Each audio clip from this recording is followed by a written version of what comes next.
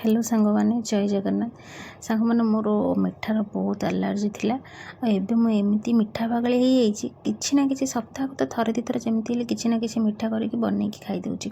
तो मुझे बनई मिल्क पेड़ा। तो मिल्क पेड़ा बनवाई आम ये नहीं गोटे कप क्षीर तापर ये नवा 2 कप माने 2 कप नहीं अमूल। तापर अमूल को भल भाव एमती मिक्स कला पर्यटन ताको गोलेबा। तापर मिक्स है से मु 1/4 दे देछि चीनी। तापर गोटे टेबल स्पून दे देछि घी। तापर ताको एमती भल भाव गोले सारा पर से देखो एमती कंसिस्टेंसी पलि आसी। तापर टिके मोटा है माने सब क्षीर गुड़ा सुखी जाइए।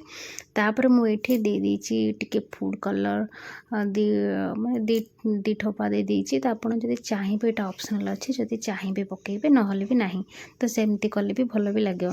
तो यहाँ मुझे मोर देखो एमती सुखिला है मुझे सब प्लेट को बाहर कर नहीं भल भाव आपको चकड़ा जदि हाथ में लगुच आप तेल टिके हाथ में लगे कि घी टिके लगे। तो ताको भल भाव एमती गोले की चकड़ी सारापर मुझे 2टा डो कर देछि। समान समान 2टा डो नहीं जाइए। तो गोटे डो रे मुझे नट्स सब ड्राई फ्रूट्स नट्स सब पकईकी भल भाव एमती तापर ताको एमती भल भाव गोले नहीं। तापर ये नहीं जाइए मुझे रुटी करी तो टिके मोर सब चूना गुड़ा लगी।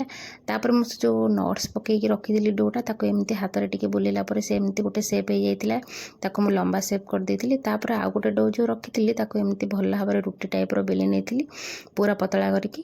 तापर सेटा जो नट्स लगी सेटा को मझिरे देकी ताको भल भाव एमती प्रेस करके चारिपटू पूरा समान करदे जमीक कि भीतर पट थिबा से डोटा जमा बाहर को जना पड़ोनी। तापर देखो मुझे एमती ताको पूरा भल भाव चिकन करके भितर रखी रखी सारापर ताको सेट हाँपाई गोटे 5-10 मिनट मु फ्रिज रखला से एमती पूरा भल भाव सेट हो जाइए। तापर ताको बाहर कर नेली आ मुझे छुरी भी काटी थी बट से कटिलानी भल से खंड खंड होगला। तापर मुझे सूतार काटी आठ मोर रेडी हो जाइए मिल्क पेड़ा। आपण मानू केमती लगे कमेंट करंतु।